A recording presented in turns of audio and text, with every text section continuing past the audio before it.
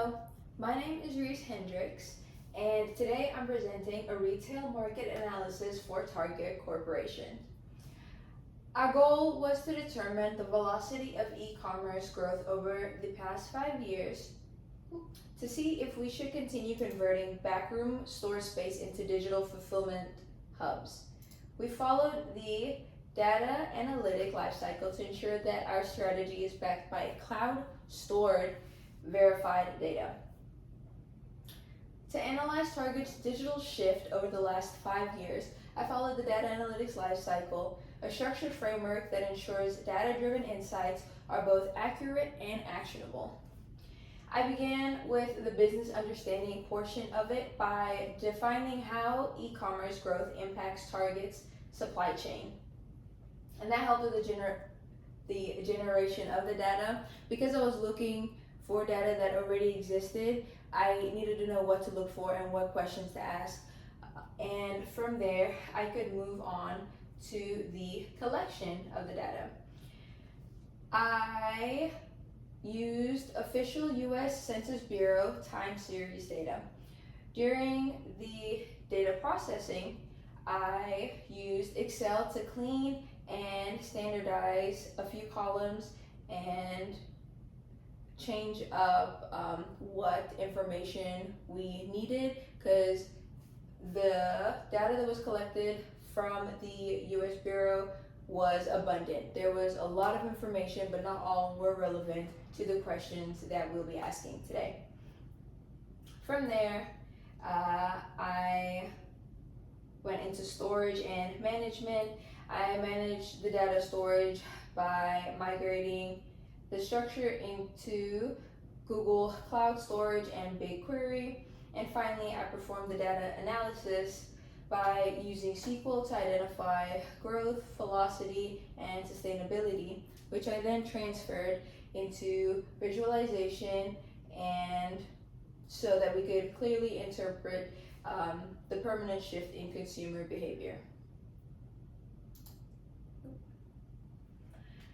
The business specifically wants to determine the velocity of e-commerce growth relevant to traditional brick and mortar sales. By identifying these trends, Target can answer the following questions. First off, should we continue to convert more backroom store space into digital fulfillment centers? So should we use the spaces in traditional brick and mortar stores? Should we use those backrooms as little distribution hubs for online sales? Second, how should inventory levels be balanced between the physical shelves and the regional distribution centers to prevent stock out? And then third, which years show the most significant spikes in digital adoption, and is that growth sustaining or kind of leveling off and dying off? I sourced the data from the US Census Bureau's adjusted sales time series. To prepare this for the cloud, I used Excel and a few other resources. But first off, every time that a customer or a guest makes a purchase in store or uses the Target app, that information is reported to the US Census Bureau through the monthly retail trade survey from a little under 11,000 firms. All this data, again, is sourced from the official census.gov time series data, and I also did a little bit of digging into Target's investor relationship reports as well. So getting into those tools that we use to sort through the data, we used Excel, Google Cloud Storage, and Google BigQuery. As you can see, starting off, a lot of data, and again, not all very relevant. We removed over 2 decades worth of information. We removed the top 8 rows of metadata and non-essential growth percentage columns, stripped a few commas and currency values just to help SQL better understand the data when we do process it and send it through.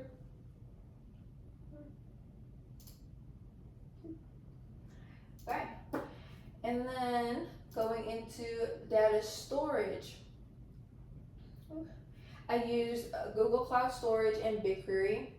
But before I could even get to that part, I found structured public data sets, uploaded it then into Google Cloud Storage Bucket, created a data set in BigQuery, ran SQL codes, and then created charts in Excel to better visually represent and explain the data that was found and sorted.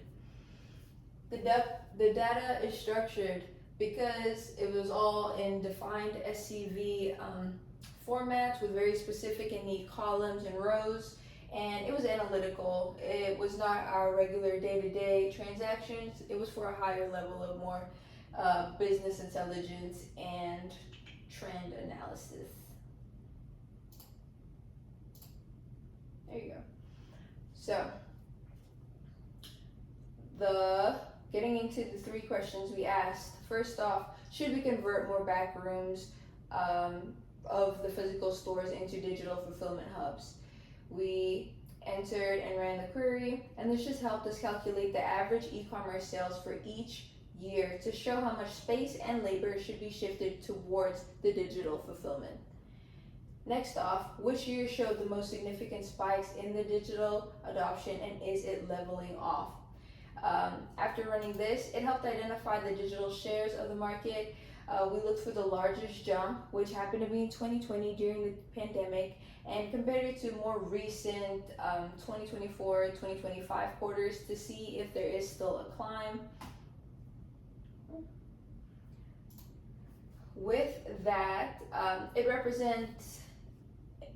it showed that the total sales was at a little under 2 million, with e-commerce covering or contributing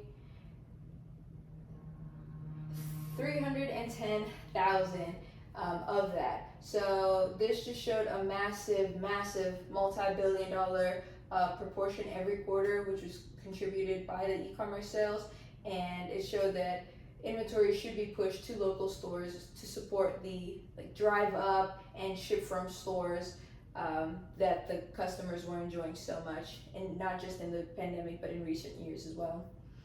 How should inventory levels be balanced between physical shelves and regional distribution centers? This question, the query was entered, and the answer for this helped us compare the total market size against the e-commerce portion. If the e-commerce portion was high, more inventory would be moved to regional distribution centers or store hubs instead of being kept in those far away storage centers.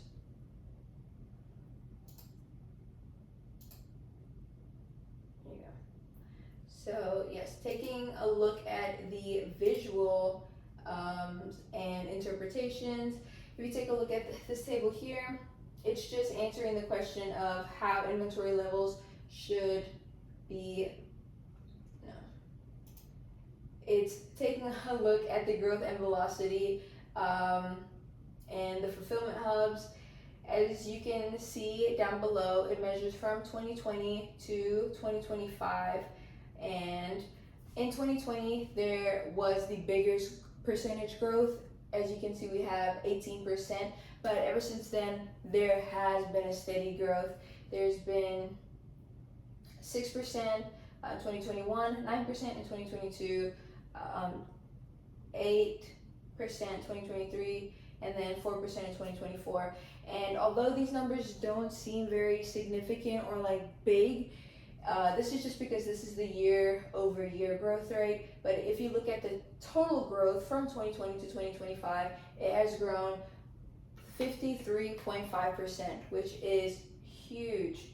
And it just proves that the back rooms should be converted to fulfillment hubs to keep those going and to satisfy the customer's desire for online shopping.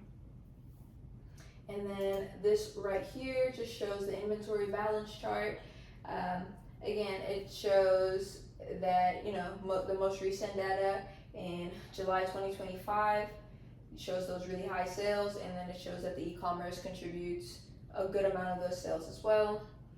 And in 2025, we've reached a new high record for digital shares at 16.4%, proving that the growth is sustainable and not leveling off. And this is just showing us that, COVID times wasn't the peak of online shopping. Although it was discovered then or became more popularized, the people have a huge hunger for this type of consumerism, and we need to keep up with that to fulfill that need.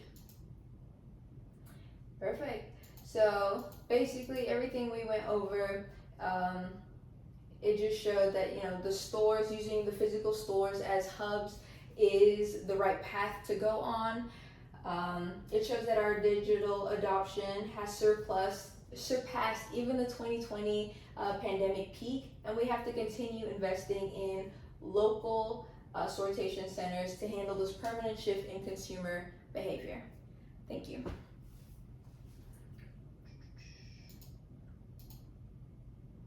References, and yeah, that is it.